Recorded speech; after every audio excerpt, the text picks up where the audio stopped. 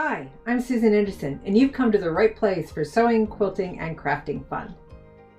Okay, this is a tip that I do every time I load my frame. I think most people do, but I wanted to include it into my tips, tricks, and techniques program right now, simply because in case you didn't get it from elsewhere, you haven't been following anybody else, you might pick it up here, and that is basting your batting and how to align your quilt top to your backing and batting. Once I've loaded my backing and my quilt top, and I'm going to make sure my smooth side of my batting is up, that is the correct side, I'm going to go ahead and make sure that my presser foot is about an inch or so down, maybe 2 inches down from the top. And I'm just going to run a basting stitch the width of my project. To do that, I'm going to, on my ProStitcher, I'm going to select the horizontal channel lock. I'm going to select baste, okay, and my basting stitches are at 4 stitches per inch. I just prefer that length. You can choose whichever one you want, but that's the one I prefer. I'm going to press my start button on my handlebar, and I'm just going to run my machine the width of my project.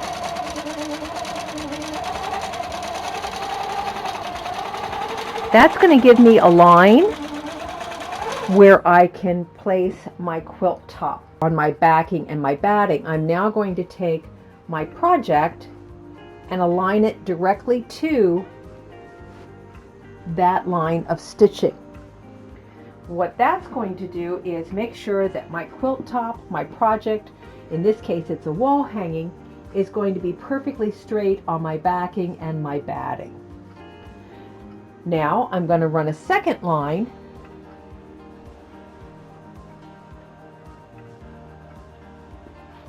of stitching across my project, taking it down so it's about a 1/4 inch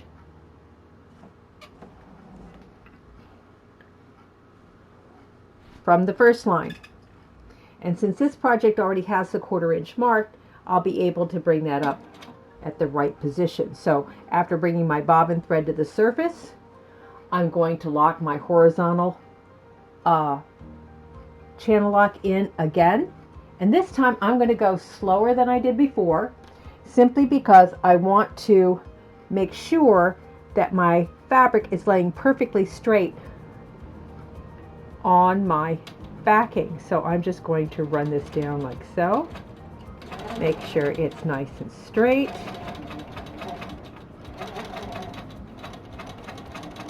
As I go. Now if you're lucky enough to have a room large enough to accommodate a 12-foot frame or even an 8 or 10-foot frame, here's something else I like to do, and this is my tip only, and it's probably wrong, but it works for me.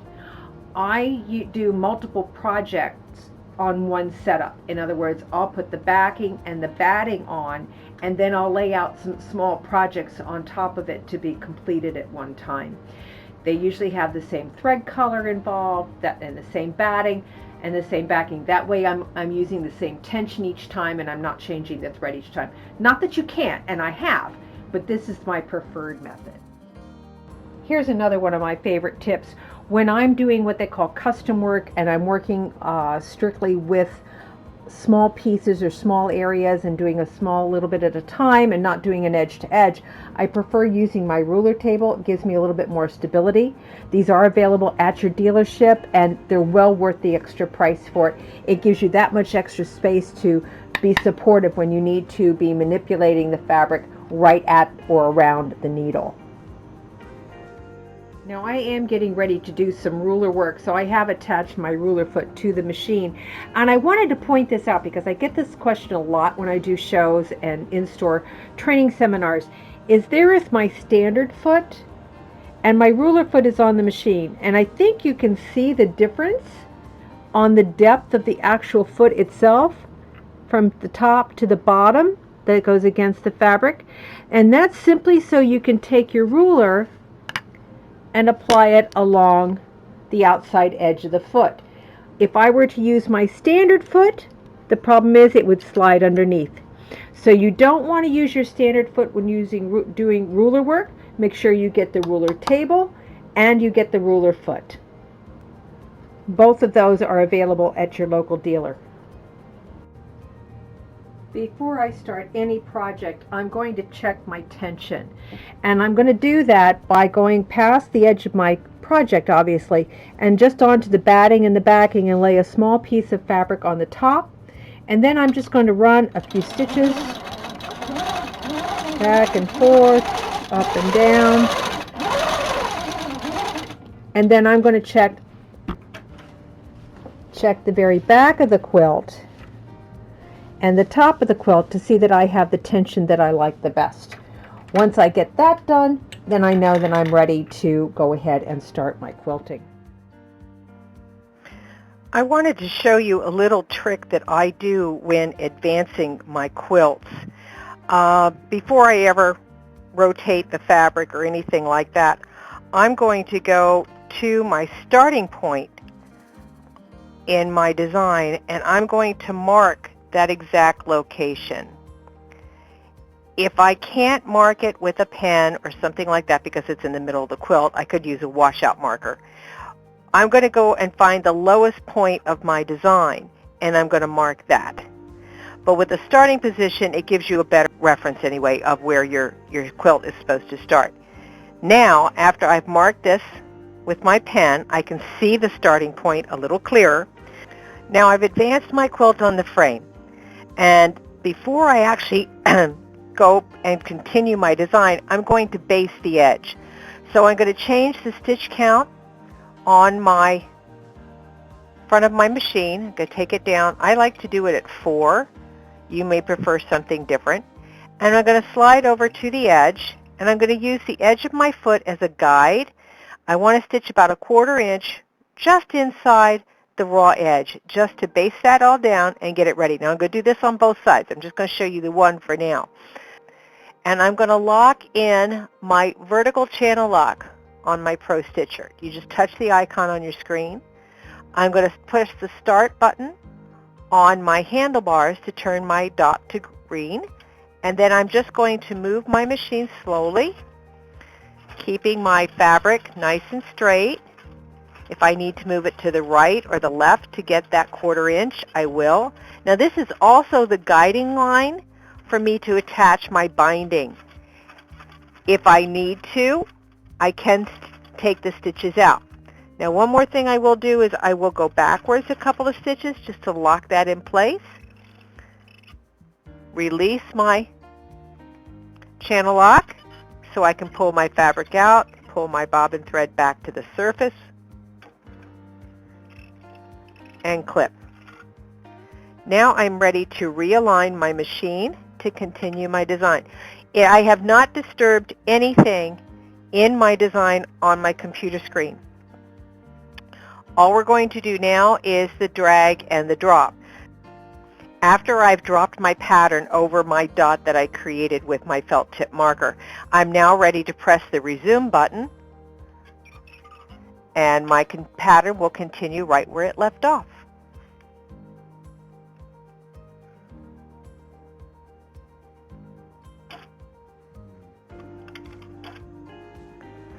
Another little tip on my quilting, I give my machine under the settings. You can go in and change that pause button. In other words, rather than pausing your screen manually, I have it set to stitch 2 inches, and then it will automatically pause for me. I'll show you that on the computer screen.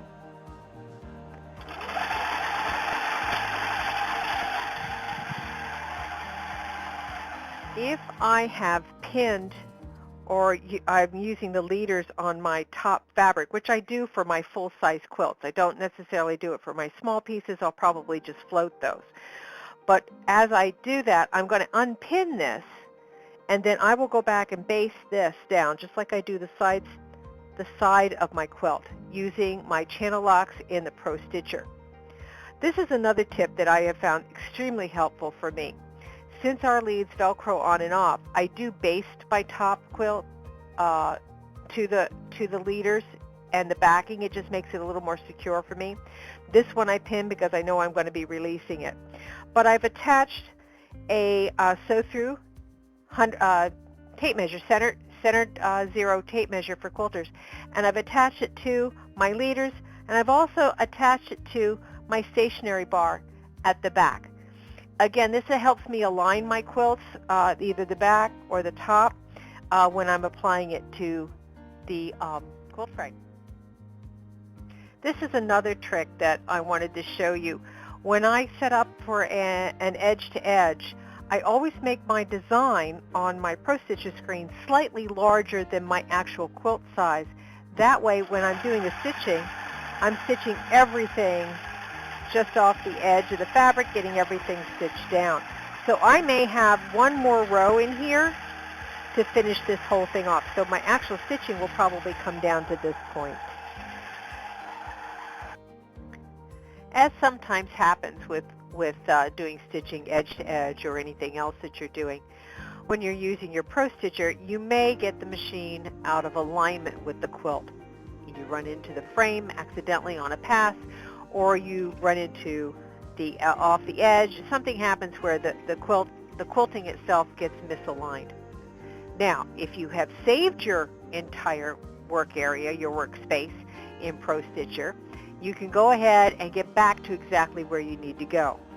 The first thing I do, because I've made my quilt a little bit larger than the actual quilt is, my stitching, I've taken the stitching off the edge into the batting, both at the top, the bottom, and all the sides.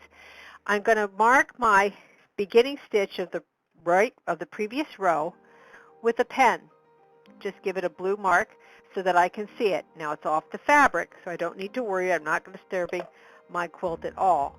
And then I'm going to slide my machine directly over top of this marking point. Now you can pick up and drag the quilt design directly to that point.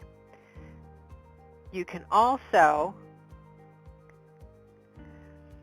move your starting point to that by going to your modify, your reposition, and it gives you the different starting points that you can move, where you can drag the quilt and so forth on your screen. Once I've aligned my start point back over my blue dot, I can now on my screen move my needle to the next position where I want to start.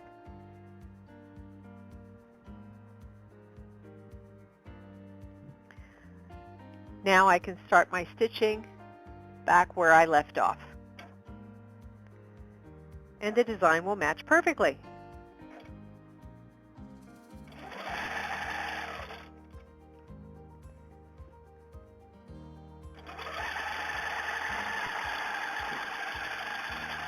Okay, what happens if you run out of bobbin thread in the middle of a stitch, or you break your thread in the middle of a stitch? It's like, oh no, what do I do now? Well, the first thing you do, this is the one time you're going to hit the stop icon on your screen to stop the design stitching, because you don't want it to pick back up at the beginning, because it's going to miss the stitching that it was stitched past. So we have to go back in the stitching line to catch it. Now, I've left my tail here so I could find where my thread left off.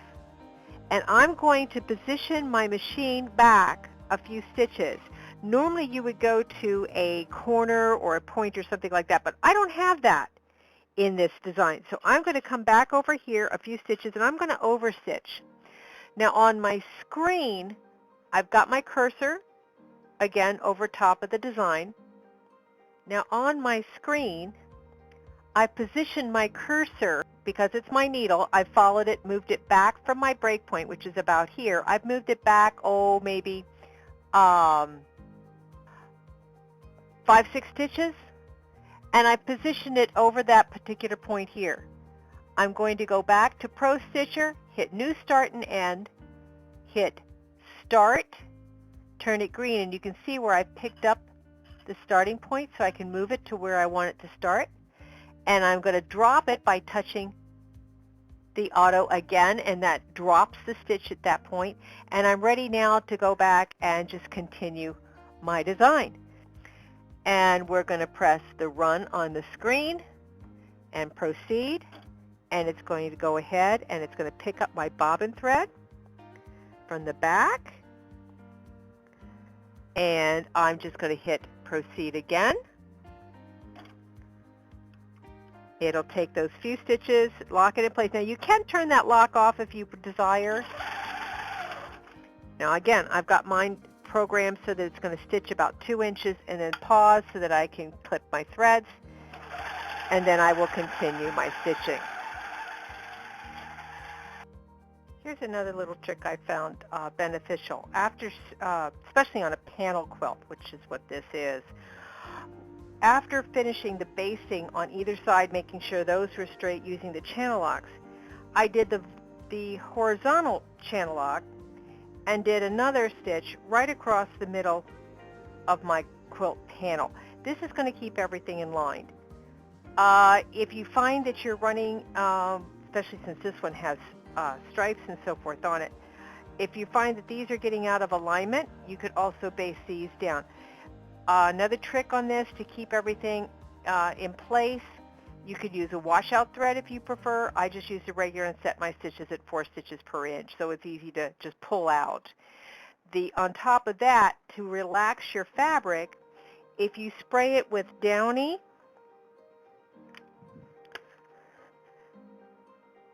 okay, just use a Downey spray, and then you're just going to position this all nice and flat like so, and then let it dry, and then you can continue with your stitching. It takes a little bit of extra time, but it's well worth it to get those panels nice and straight. I also wanted to show you some of the tools that I keep on hand right at my fingertips on the machine. Obviously, a little pair of snips to clip my threads. This is the Allen wrench you use to change your needle and your presser foot. And over here I have these things that we don't always like to use. I've got a seam ripper because it does come into a time where you're going to want to rip out a few stitches. And yes, I have ripped out some in my time. I do have a pin here to adjust my needle so that it's correct, and I've got the eye coming directly towards me. And then a pair of tweezers to pull the threads out that I have to rip out. So those are the tools that I keep on board. Here are a couple of other things that I use in my studio on my frame. And you're going to see a tennis ball here. This tennis ball actually covers the resting position for my rail that holds the top of the quilt, so when I need to adjust anything, I can, of course, lift it up, and it's going to go into the resting position as so. But when I'm not using it, which is while I'm stitching, I have split a tennis ball to cover it, because as I walk around the frame, I run into this and end up with black and blue marks on my arm. So that's just a little protective safety feature for me. And if you've ever spoken with me at a show or something like that, I'm going to recommend that you buy a set of tennis balls, one on each end, and this is the only issue I have with just covering that up. The other nice little tool that I have here is a little bucket. It comes from IKEA. In the kitchen department, I think it sells for like 95 cents or something anyway. The little clasp fits right in between the brackets here, and I use that for any leftover pieces of whatever I'm doing, my unused bob or my empty bobbin. I've got a measuring cup in here right now, a measuring ruler. But the extra lint or threads that I pull up after you've clipped your threads, whatever, your oil, I have oil in the one that I have at the other end. I don't know if these are still available, but something like this, I know you can get a small basket at Target that will fit over top of this too, but it gives you a nice little tool rest. There's also available, even though I don't have it, there's also available a tool tray that will fit across the rails. I have a 1-inch thick rubber mat on the floor where I'm walking normally, and I also have a saddle chair. Now the saddle chair is really nice in that it doesn't have a back to it, so it forces me to try and sit up straight. I have the rung, of course, for my feet, but it will tilt back when you're sitting on it to keep you in a straight posture. So check it out. They're a little more expensive. Your dealer may have a line on chairs or something in their shop along with the other accessories that I've shown you. But I got the mat from online from a car supplier. for things for the garage. It was actually less expensive. Very thick, very nice, and it just fits at my 12-foot length. You can get whatever length you want. The cat is not necessarily a comfortable thing to have in your quilt studio. He keeps me company in mine. He is on the floor under here where I store my batting. And my batting, I don't know if you can see it too well. Let me adjust that frame a little bit. Nope, that wasn't right. There we go. Okay. My batting I've actually encased in an old tablecloth that I had. And I put drawstrings at each end and slid it over to protect my batting from my cats, for one thing, but also because I've got one that likes to unroll it like toilet paper. He does the toilet paper too, but the batting doesn't turn out real well. So I've had to protect it. But this also keeps the lint and the extra threads and so forth. It keeps my batting nice and clean. And then I can slide it, untie the end, slide it off, cut my piece that I want, and put it onto my frame. But those are a couple little tricks that I have in my studio as well. I also wanted to show you the presser foot I was using. This is glide foot number 2, designed specifically for pieced tops. And the laser pointer. This is a new edition accessory available for your machine. I love this for repositioning if I have to pick up my thread when I've broken my thread, or just starting over the next line, or just when I'm advancing my quilt. There are other additional accessories. All of these are available at your local dealership, so stop by and check it out. I also set up my small portable machine in my studio. This allows me either to make my own binding, to baste my quilt top to my leaders or my backing to my leaders. It also allows me to do some minor repairs if a seam has come open at the edge or something like that. Am I going to put a whole quilt together on this? No. The machine bed is too small. I'm going to use a larger machine for this. But it's nice to have something here when I'm doing an edge-to-edge where I can pick up on whatever I need to do, like doing an individual block. Remember, it's only wrong if it doesn't work.